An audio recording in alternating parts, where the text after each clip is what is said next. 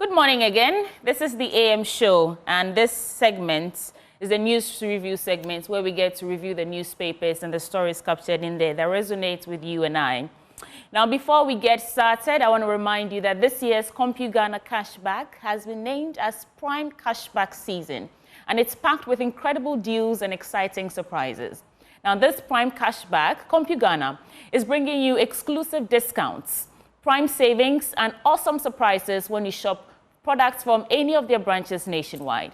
You can find products from your favorite brands like Samsung, LG, TCL, HP, Lenovo, Dell, Media, Nasco, Techno, Infinix, itel, Huawei, and many more. Visit any of CompuGhana branches nationwide and enjoy exclusive discounts on all products. You know, CompuGhana has a wide range of IT-related products. Mobile phones and laptops, printers, desktops, mobile phones, I mentioned that already, television, home theaters, fridges, and many more. So every time you shop at CompuGhana this season, be on the lookout for the surprise team. Answer a question correctly, and you stand the chance of winning instant gifts and cash. You deserve this opportunity too, so rush to CompuGhana now. The promo runs from now till December, so you can also visit www.compughana.com or simply call 0302-752-020 for more information. Now, guess who joins me in the studio this morning for the news review segment? I gave you a clue when we were wrapping up AM News this morning. I have Appiah-Danquah, former president of GJA, in the studio. Good morning, sir. Good morning, sweetie. We also have lawyer Appiah-Danquah from the Movement for Change. Good morning. Yeah, good morning. You're welcome to the studio. Yeah, thanks. Yeah. Right, so let's get straight into business. Let me start with you, Mr. Money. What would be your 2 minutes take that you share with us this morning? I'll begin by taking a synoptic look at the U-turn made by the EC over the directive given to journalists to restrict or limit access to the collation centers. Probably this directive violated a law of timing. We simply state that doing the right thing at the right time will bring success. Doing the right thing at the wrong time is a mistake. Doing the wrong thing at the right time will bring resistance.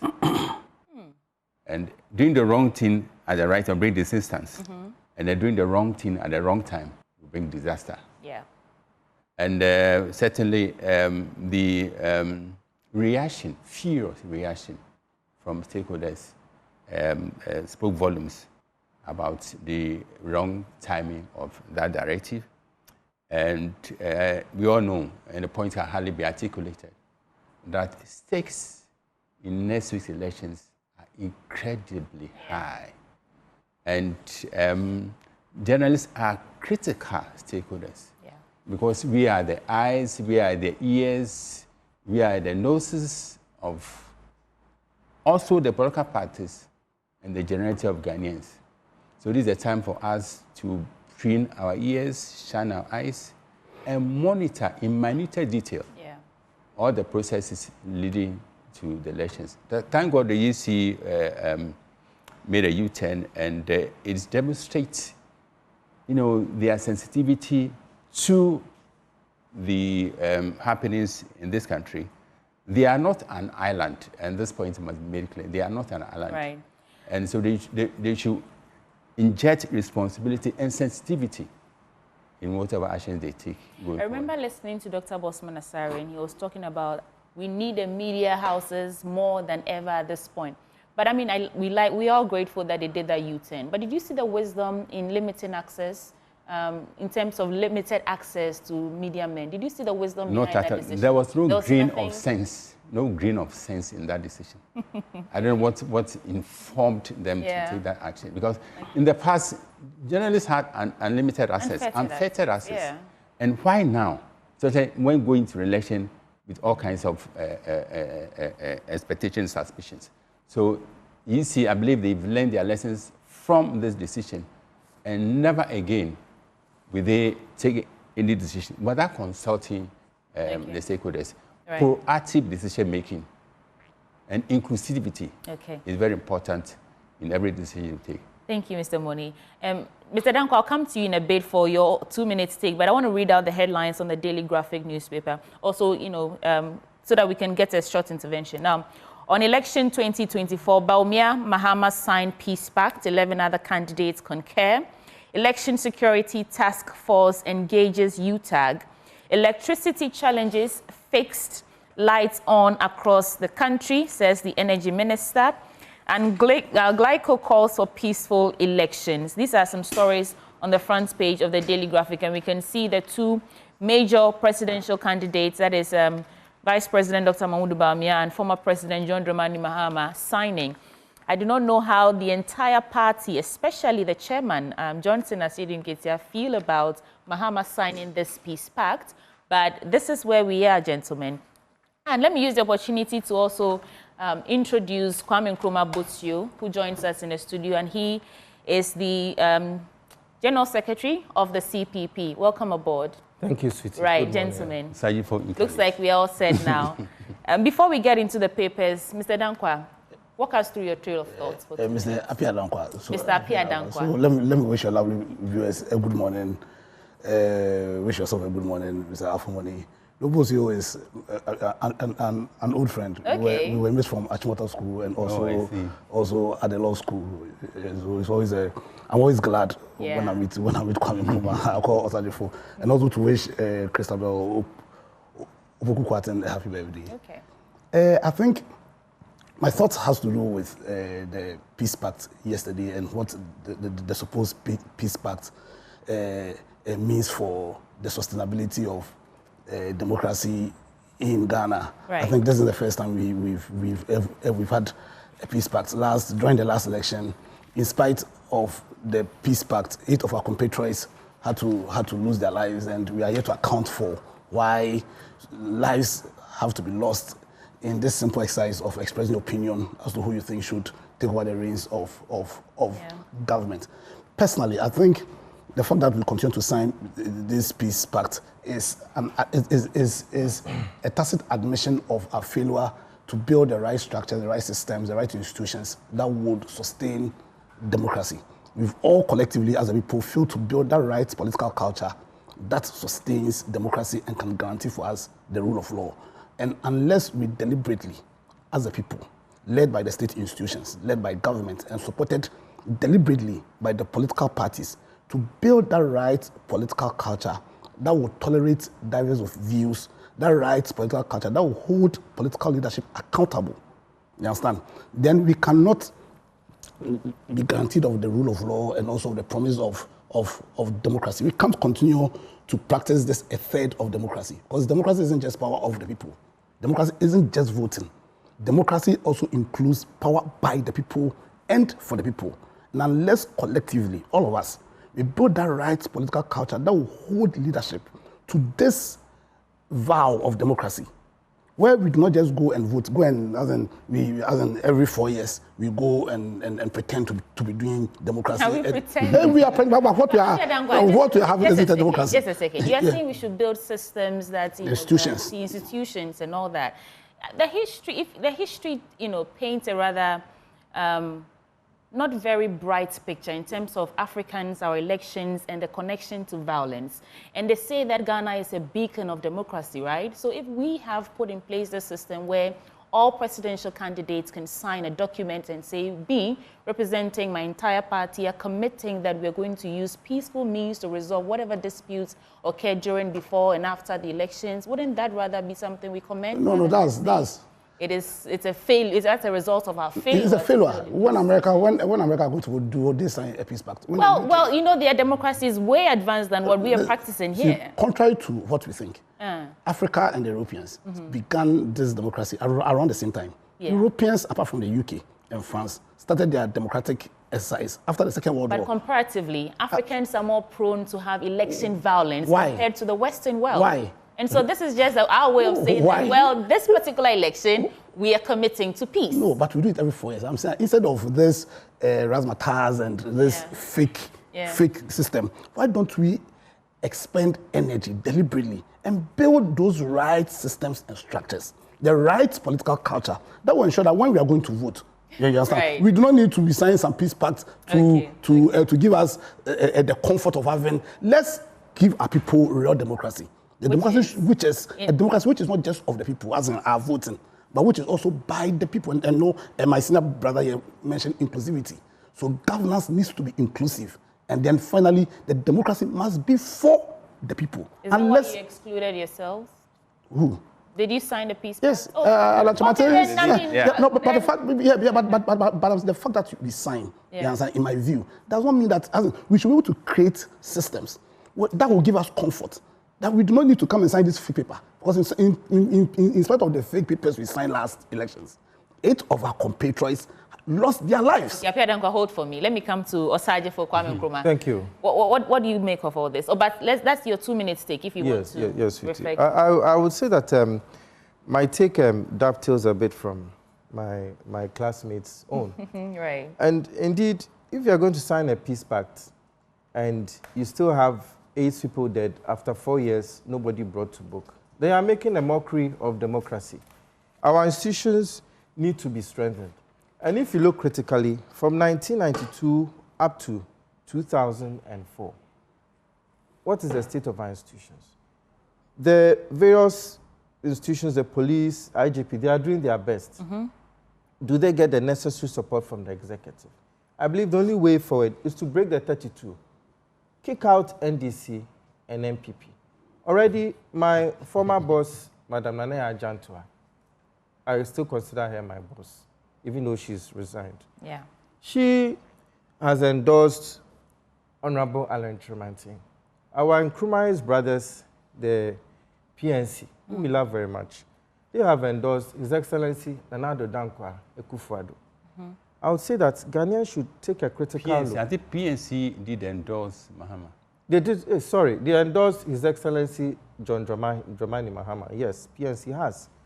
I think Ghanaians should take a critical look at where these 2 individuals are coming from. Honorable Alan is a man accomplished in his own right, but he has roots in the MPP. John Dramani Mahama, His Excellency, NDC. Look at the past 32 years, 1992 to 2024. Ghana is about to enter its 70th year. Ghanaians have worked very hard. They deserve a time of prosperity. The only way out, and I'm also making my endorsement, is Nana Akosua-Frimpong Sarpong Kumankoma. Let us break the 32 and take Ghanaians back to the era of the CPP. You have only 8 days to make that decision. And you need, the CPP needs only 1 vote. Your vote, that is all that you need. I have to ask you this. You want us to break away from the 32 years of NDC, NPP, and all that. Do you think your party, the CPP, has done the work to position yourself as a formidable force that will break the duopoly? Do you think that you've done the work? If you have, for 32 years, where have you been? Why haven't you, don't forget, elicited that confidence in us that we... Don't forget that up until the year 2000, the CPP was banned.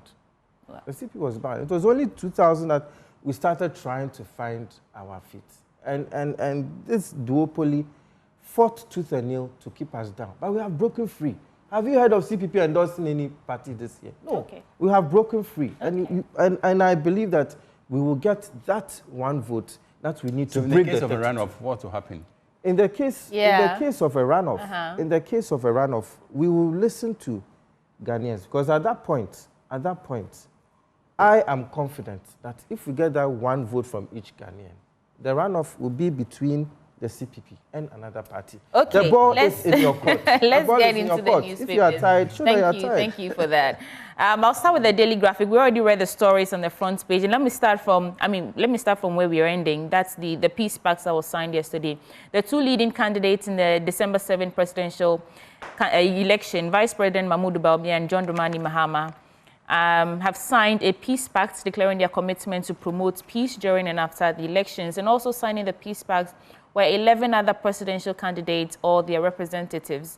And so we know the story. We've gotten into that. Let me run through the Daily Graphic and see what stories we have in here. Why must police go to polling stations unarmed? That's a question. I think it's an editorial. I'll pose that question to you, gentlemen. France moves to renew ties with Nigeria. Britain pledges $2.5 billion for poor nations. Election Security Task Force engages UTAG. The National Election Security Task Force has engaged the University Teachers Association of Ghana in Accra to deliberate on issues of relevance. It forms part of ongoing stakeholder engagements to ensure a peaceful 2024 general election. So the IGP and the chairman of the Security Task Force were there, and they said the meeting was to inform the association about the work the task force had undertaken and the preparations they've made so far ahead of elections 2024. Avoid acts of violence in December elections. Chief advises Zango youth. Voting is civic responsibility, first-time voters told. Media restriction will undermine election integrity. Media Coalition on Election 2024 is saying that.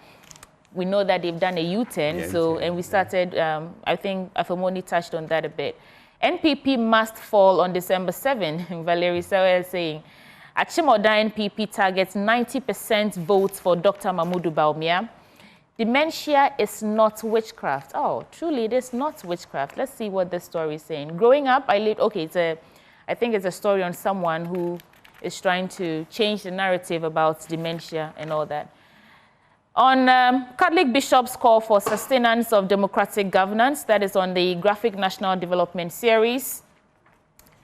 Guiding telecommunications industry, NCA's strategic efforts. These are just some stories. President inaugurates Achimota Market. President Nana Addo Dankwa Akufo-Addo last Wednesday inaugurated a reconstructed market at Achimota in the eastern region after the old one was destroyed by fire in September 2021. The new market, which was financed by the District Assembly's Common Fund, comprises 272 lockable stores, 510 stalls, 2 banking halls, a clinic, a pharmacy, a restaurant, a mini-mart, among others. And the president was at the event where the Omanhene of Achim Kotoku State was also present, and that has been done. Boxing's Night of Shame at Bukum Boxing Arena. What was supposed to be a thrilling night of boxing at the Bukum Arena last Saturday descended into utter chaos and disgrace, leaving Ghanaian boxing in the spotlight for all the wrong reasons. 3 national titles were on the line, but the event spiraled into chaos as much anticipated headline clash between Jacob Dixon and Haruna Mohammed fell apart over a contract dispute. So these are just some stories here in the Daily Graphic newspaper. Gentlemen, which of these piques your interest that I would like to reflect on? Mr. Moni, let me start with you. Certainly the dominant story, the peace part signed yesterday. Our friend who's a contrary view. Yes, Appiah-Danquah. It's an exercise in futility, but we see it as a step in the right direction, a positive move, and peace is a process and not a destination.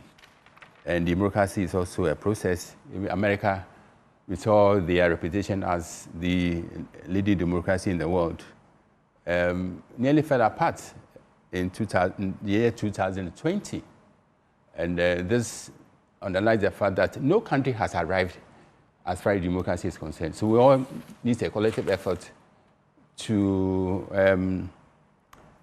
to polish our democratic credentials, strengthen our democratic underpinnings, so that we move forward as a nation.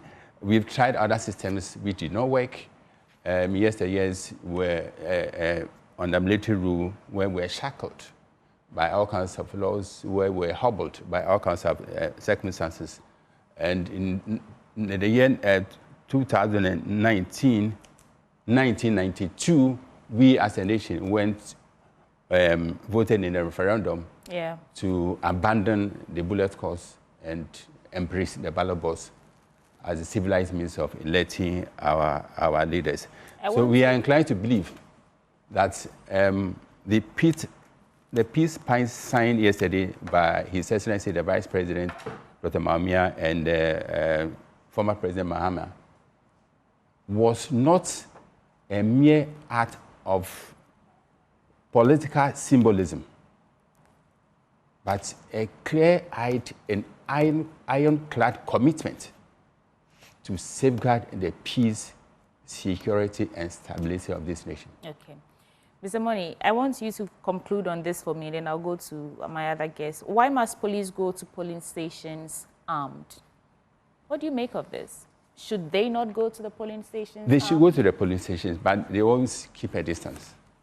Because, you know, is this something we should even be questioning?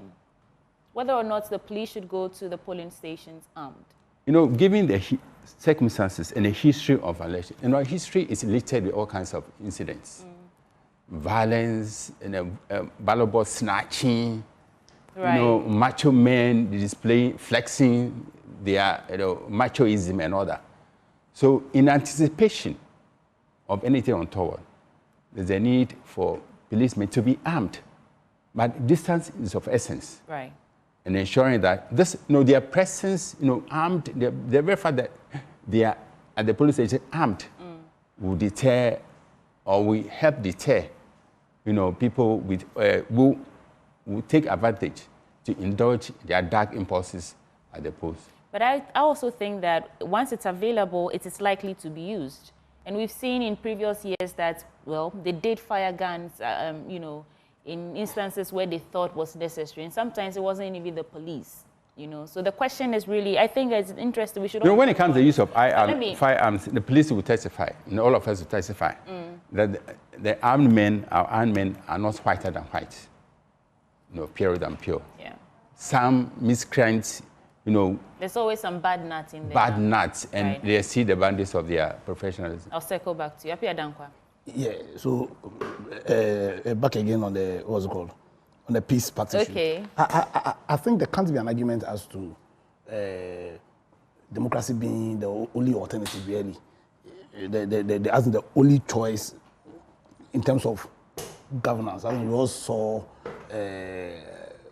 how the military dictatorships created a system where our right to life, our right to liberties, our right to pursue our happiness was hindered because that system can't guarantee us the rule of law. We all agree that. And we all agree that the only system of government that can guarantee us the rule of law, which is the only way in which our inalienable right to life, liberty, and pursue our happiness can be guaranteed, is if we entrench democracy. It is for these reasons why I'm saying that to sustain democracy, you understand, the answer is not in peace. Is not in peace pacts. You understand? It is just doing something to represent something. Not really. What we need is to build, the right culture, to build the right institutions that would guarantee us the right political culture. And what political culture am I talking about here? The right political culture, which is participatory, which is the only way in which we can sustain this democracy. And it becomes really critical because of the ends of democracy. Are you saying that democracy we're practicing is not participatory enough? No. Our political culture is very parochial. I don't think we can have an argument about that. The political culture in this country is very, very parochial. And that's why some of us believe that indeed what we are practicing isn't a democracy, it is a kakistocracy. And it has become a kakistocracy because of that parochial political culture we've created in this country. Because people we put in power, when they are put in a position to make decisions, I don't think we can have an argument that their sole consideration is what is in it for me. Is it because we, the citizens, enable them to continue in that? Exactly. That's the political culture I'm talking about. Yeah, because you need a political culture that one would tolerate open disagreement. And that's what I'm saying. Why should people die in an exercise that essentially is you going to express your opinion? Two, you need a political culture that will hold political leadership accountable at all levels. We don't have that. No, we don't. Some would argue that we do. No, we don't at all. Syria or OSP and the rest. No, we don't at all. No, but we pour out in the streets to demonstrate, to register our displeasure against certain things. She's not at the level that can sustain democracy. Okay. Did you see the last Afro Barometer report? Yes. Were you not worried? And also, when you take the Abraham Lincoln's definition of what democracy is, there are three strands to it. Democracy is power of the people, power by the people, and power for the people. My argument is that the democracy we are practicing is just a power of the people. It's just an election democracy. We just go and as a queue and vote. Beyond that, can you argue and say that this democracy is power by the people when we have failed to build a realistic, decentralized system.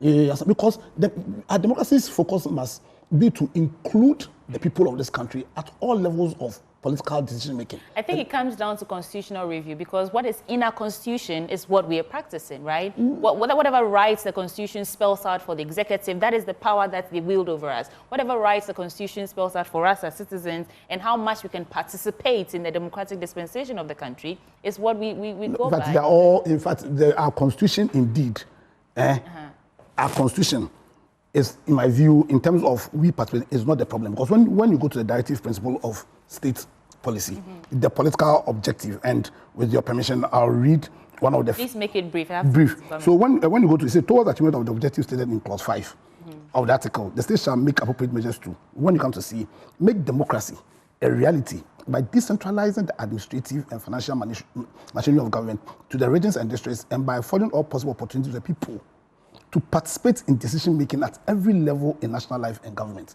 What our system, what in terms of how we have interpreted it and then applied, is to reduce the decision-making to, like I'm saying, weakening.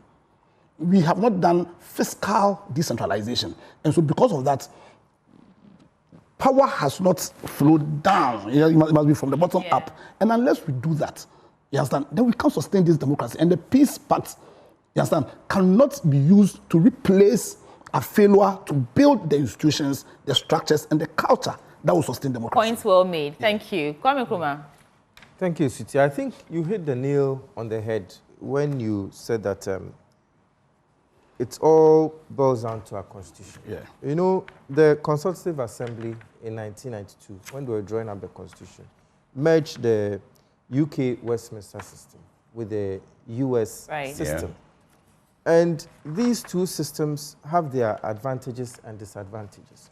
We have tried it for about 30 years, more than 30 years now. And the constitutional review is very important because so much power is given to the executive that it makes it very difficult to practice the democracy as it should be. This decentralization, I have to give credit to His Excellency, the late Flight Lieutenant Jerry Rawlings. He tried his best to decentralize as much as possible. You understand me? He came very close to what the CPP used to have. You understand me? And if you look at the CPP's policies as outlined by our flag bearer, she talks about government at your doorstep. And she even says it in 3. Baby awoto abano, eho na wa banwo. Baby auto abano, eho na wa banwo. Giving everybody a say where your polling station is, the CPP is going to set up satellite offices. You have a grievance, you go there. That is how it should be. Appiah-Danquah has said something very important. It said decentralization. This decentralization is totally missing. It's totally missing. Now the executive, and I would say mostly the executive, I would say the other branches of government are not so much to blame as the executive. And who wields power at the executive? But we the politicians, it is time that we ceded the power that is for the people, by the people, to them. The people should be able to practice that democracy. And coming to the second one about the police armed at the police station, I was privileged to be present at the meeting that the IGP had with the political parties. Right. And there was a closed door meeting. And I would say that, I will not give details, but there is a very good reason why the police are unarmed at the polling stations. You know, the police now armed or unarmed? Unarmed. They will be unarmed. It's not armed. The briefing we got is that they will be unarmed at the polling station. Because what the police nowadays wants to encourage is more of soft skills rather than the brutal jungle warfare kind of thing. I would say that more of the UK system of policing as against the US system of policing where they are armed everywhere, arresting teenagers and all that. So that is what the IGP, Dr. George Ekufu-Dampare, wants to do, and I think it's a step in the right direction.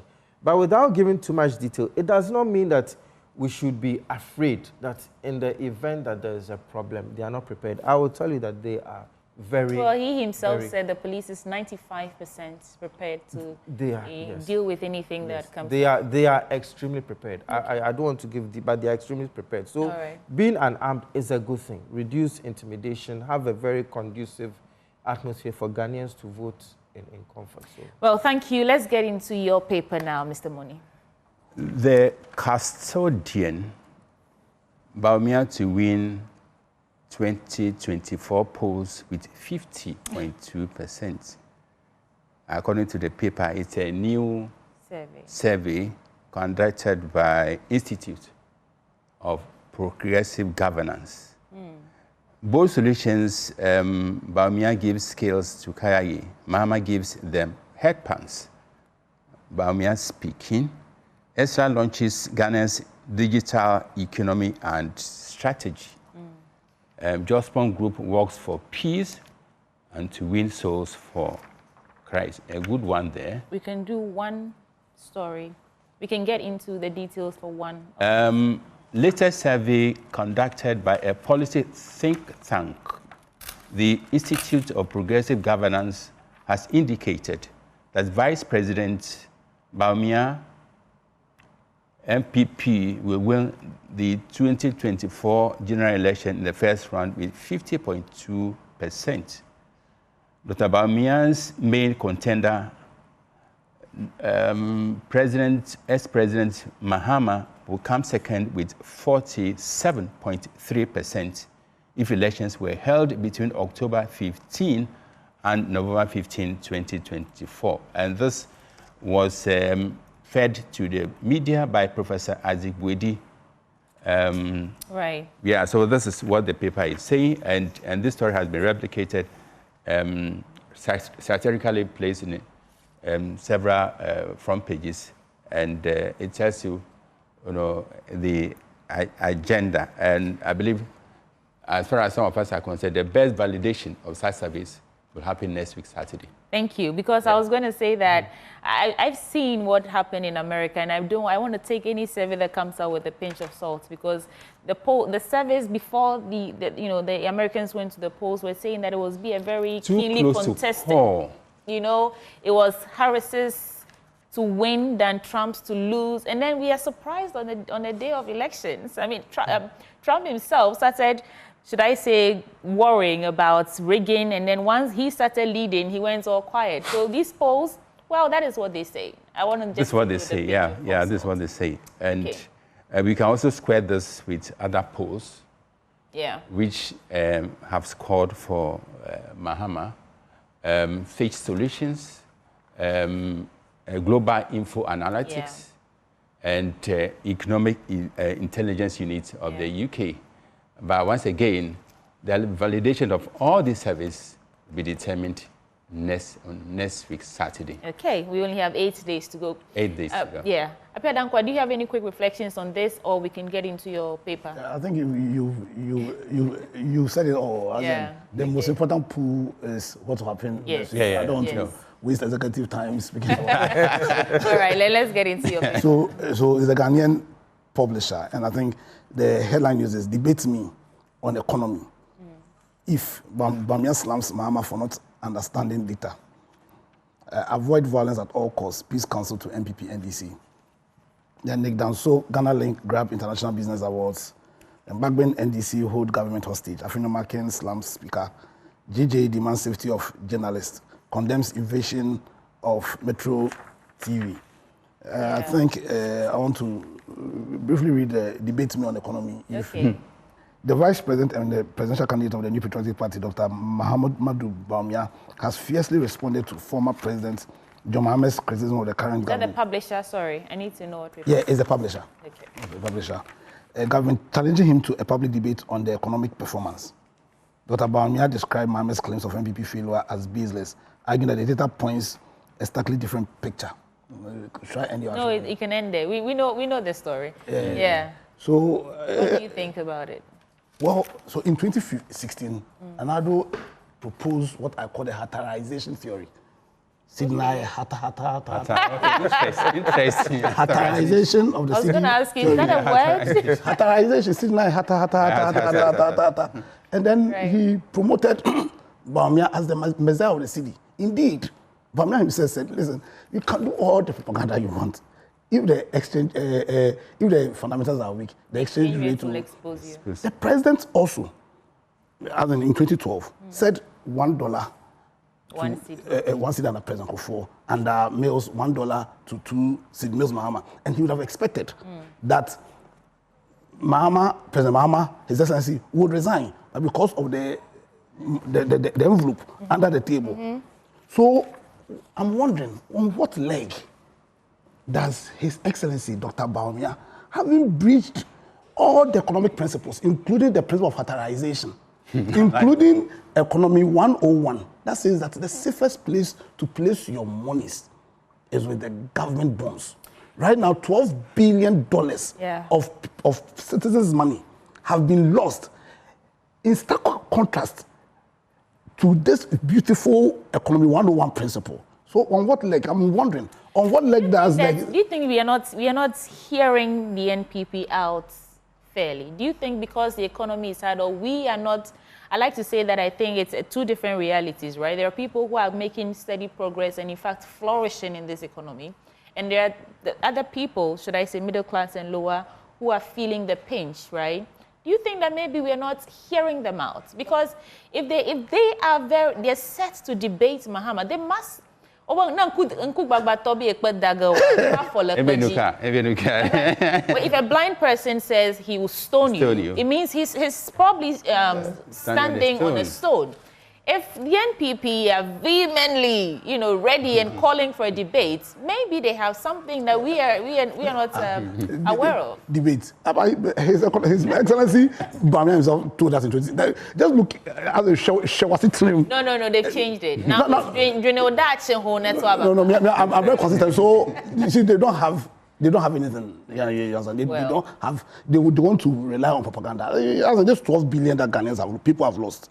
They wanted to spend it and say that they have saved Ghana 12 billion. That's propaganda. And we need to wise up. We need to think about the country. We need to think about the collective and take a decision that's in the interest of the country. And that decision will be not to be swayed by, like, as in a blind man. No. We have to suck them and make them know. But I think going for a debate should be embedded in the culture of presidential election in this country. Yeah, I agree with you on that. Maybe. I agree on you. I agree with you on that. Both sides should agree. And, so that's if your promises are hata like the factorization. I'm sorry. Okay, Kwame Nkrumah. If you have quick reflections in about 30 seconds, but we'll get into your main paper. Yes, I would take two things from the Skills to Career program. I always say that the bottom-up approach is the best for any country. If you are going to move forward, think of the masses. Think of the most hungry man. Think of the one on the street. Once that person is comfortable, has some skills, is well fed, has shelter, everything else will follow. We concentrate too much on the top. You understand me? So I'm always touched when I hear such stories, even though it's from the opposing side. I mean, I'm not an NPP supporter, but I think it's a step in the right direction. Certainly, yes. Capacitating and and another one too. We have some people in the business community. In Ghana, there are a lot of people behind the scenes who are doing a lot, as much as governments do. And one of the companies I must congratulate is Ghana Link and Nick Danso. They are doing amazing work, especially at the harbour. I've been following them occasionally. And I think all other entrepreneurs, they shouldn't give up.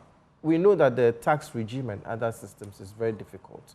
But God willing, with the change in government coming next month, everything CPP government. CPP government. Okay, let's get into it. I think you have the daily guide. Yes. So the daily guide, if you go to page 6, it speaks of Ursula launches Ghana's digital economy. Right. Anything digital excites me. I mean, you saw him, my friend quoting his constitution from.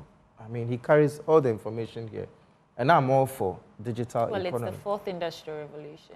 Exactly. Yeah. But however, the situation on the ground is not as is being presented. Now, you even do a search at Lands Commission offices outside Accra, not even Accra. And for more than 1 month, the search report is not ready. And they tell us every document has been scanned, everything has been digital. But we're told that their systems had been modernized and digitized. Exactly. Now you go there, tell your network, come in 2 weeks, come in this, come in that, and it's terrible. So this digitization, I think it's just digitization on paper. In reality, there's nothing. Please, I think they should stop deceiving us. In reality, there's nothing. I know a lot of people who disagree with you, Kwame Nkrumah. Well, I in my experience, in terms of DVLA, passports, the processes to acquire passports, I think that to some extent, the digitization and digitalization agenda is actually taking effect. Regarding the DVLA, I think about a few weeks, I myself commended the DVLA right here. I think before you joined up. So we have a right at certain places, but other places too must follow suit. Wow. And another story. Please, we have my last story. So my last story is page 11 of the paper. It says that CJ inspires you through enhanced mentoring program. I think it's a step in the right direction. Our Chief Justice is one of the most dynamic Chief Justices we've ever had. Outside the courtroom, she does so much to encourage the youth, to encourage society. It's a step in the right direction. I would want to commend her leadership for it. I'll come to you for your final words in 30 seconds each. I just want to read out the headlines on these papers. The Daily Searchlight, tell us your plans to combat kids on the streets problem. That's streetism. Civil society demands from NDC and NPP. Jospon Group, Zoom Lion, preach peace, stability, and win souls. GJA condemns Gestapo invasion at Metro TV. The Punch newspaper on election 2024, Kogai accuses EC of bias. Joanna Jan Kujo and John Mahama promise good roads for Amenfi Central. NDC will never cancel free SHS, says Mahama. And physical well-being of Ghanaians are priority. This is the Meridian. It says, your ignorance in economic data explains your terrible economic record. Baumia replies Mahama. Ghana AIDS Commission grieve over lack of funds. Yesterday, I read that over 34,000 new cases have come to light when it comes to HIV and AIDS. We should really be careful out there. Ga West Education Directorate honors King Oyanka. These are just some stories here. Pick one for yourself and get into it. Gentlemen, let me start from Appiah-Danquah for your final word. So my final word will be to encourage all Ghanaians that come this week, we should all partake in this very critical exercise that advances the cause of democracy in this country. We shouldn't go and fight. We are just going to express our opinion. Let's go with Ghana in mind and let's go and vote for Ghana. That vote for Ghana will be a vote for Honorable Alan John Kuduchamantin. That can bring you the great transformation that will lead to the restoration of Ghana as the black star. Although you say that is where our participation ends. It ends with just voting and putting them in power. Okay. But we should. Kwame Nkrumah, final word. In 8 days' time, Ghanaians have an opportunity to break the 32. Nobody should come and complain to anybody if you fail to break the 32. And the solution is only one vote. CPP needs only one vote. Your vote, the vote for the only woman on the ballot. Okay. Let us give meaning to affirmative action. Let us vote for Osagyefos candidate, Nana Akosua Frimpong Sarpong. Do you think if we go for a runoff, Alan Shomanting, CPP, the other parties, apart from the two major political parties, would be willing to form a coalition government or something, come together under one umbrella to go against that? It's a very good question. It's a very good question. Would you be willing to do that? So when we get there, second, we'll be on that ballot. And once we're on that ballot, Kwame Nkrumah is my friend. In fact, we all come from the same stock. We'll bring all of them. Okay. Mr. Boni, your final. You have the last word. I think a clarion call goes to Ghanaians not to allow the peace pact signed yesterday to ring hollow as the race heads to a close next week. You know, we should internalize the virtues of peace and reflect them. Whatever we do in our pronouncements, in our utterances, whatever we do election related. so that Ghana will be at peace. Ghana will be at peace with itself and the rest of the world after the election. Thank you so much, gentlemen. I just want to end by saying that Saturday, it is your responsibility to go out and vote. I've heard so many people say that they will not. SDA, the SDA people are saying that it's a Sabbath day, blah, blah, blah. But I think religion aside, it is your civic responsibility, all right? Put that first. The country needs you. This is the country calling on you to also participate in the democracy that we practice.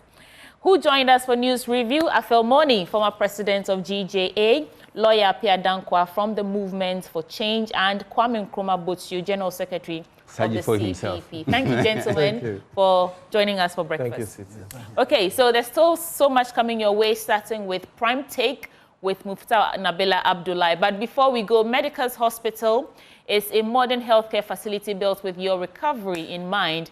And they're reminding you that they bring you the best medicine of all time, simple human empathy and kindness. We'll take a break. When we return, we'll bring you Prime Take with Mufta Nabila Abdullahi.